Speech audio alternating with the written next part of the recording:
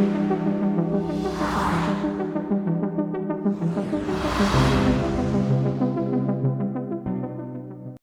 everybody, welcome back to the channel. You're at the Cryptopolitan, your one-stop shop for all news when it comes to cryptocurrency and blockchain technology. If it's your first time here, please hit the subscribe button and the bell for notifications. I'm Satoshi Shawn. Very glad that you are here. Please, if you're a new subscriber or old subscriber, hit that like button. Really helps us out. Today, want to go over a few things. One is Zebpay or Zebpay. It's a exchange in India, which they've had a lot of problems because of the Indian ban on cryptocurrency. We've done a million stories on it. But they were inspected by the powers that be there in India, and that was during the Reserve Bank of India's ban. However, even though the ban's been lifted, they were found to not be compliant. But it is kind of murky. Like, if were they not compliant on, they did not register with the like they're now have to register. But it's a really weird. It was a very ambiguous time when they got investigated. So the matter is now closed, though. They have paid a fine, and they're going to be going on, now that the ban's lifted. They didn't disclose the amount of the fine because it's part of the deal that they made, but hopefully the whole thing with India is kind of done, and they're moving on. Not going to be so hostile towards cryptocurrency anymore, or just be hostile and not wishy-washy like they have been. Speaking of hostility, now Canada, the FATF, or the Financial Action Task Force, I think that's what it's called. They're actually, I think it's a good thing. Canada's always been kind of wishy-washy also, but very extreme. They're either very pro, and when they come out with some stuff that's against it, it's kind of crazy. Especially with what happened with Quadriga, the exchange there in Canada. That's a terrible black eye for crypto. But they are coming out with hardcore regulations. The latest official circulars, Canada's watchdog for financial crimes is getting ready for implementing this new digital currency oversight. So they're really their regulatory framework is going to be very strict as far as with AML and all that. I think it's kind of good.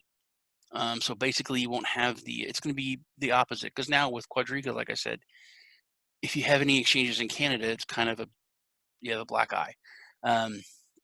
Whereas in the future, like if this exchange is based in Canada, the hoops that they would have had to jump through. As far as DEXs, I think DEXs need to be DEXs, and that's why we need them. But when it comes to like centralized exchanges, regulation is really needed. And I think that this is going to help push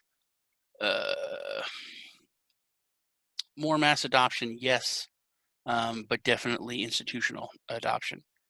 Speaking of exchanges and big ones, OKEx is now doing person-to-person loans to disrupt the DeFi market. They've moved into this. OKEx, one of the biggest exchanges out there. And now that they're doing this, that's a huge thing for crypto and with DeFi. But it's a really big move. It's going to help, once again, adoption. And in kind of good news, it's not really, the story's a little bit misleading. The IRS gives cryptocurrency some relief. Basically, with the coronavirus, the IRS moved the tax deadline date from April out to July. I almost said something about my birthday, but I gotta stop doing that on air because I just got hacked. So, so because of that move out, you don't have to worry about your crypto taxes.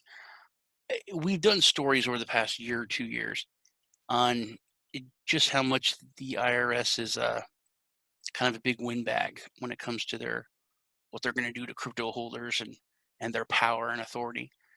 They do have authority, they do have power, but they don't have manpower. They don't have a lot of the resources. They're stretched really thin, that like some IRS insiders have come out and said. So with the coronavirus and the stimulus checks, this isn't like meant to help people put out the tax filing for months. I'm sure of that. It's really because they can't handle it. Um, you can't call the IRS and really talk to anybody. They're so backed up, and I know this is true because I need to amend my tax return for this year, and I can't. They won't accept it for months because they're so backed up. So it's not that they're just, out of the goodness of their heart making it so you have to pay your taxes later. They can't handle getting the paperwork done with all that they're doing with the stimulus checks and the coronavirus relief. So, but that's just that the taxes are moved out until July 15th. Um, that's about it for today. I'm Satoshi Sean. It was good hanging out with you. Hit me down in the comments below if you have any questions or comments or want to say hi. I like interacting with you guys. You guys take care, and I'll see you in the next video.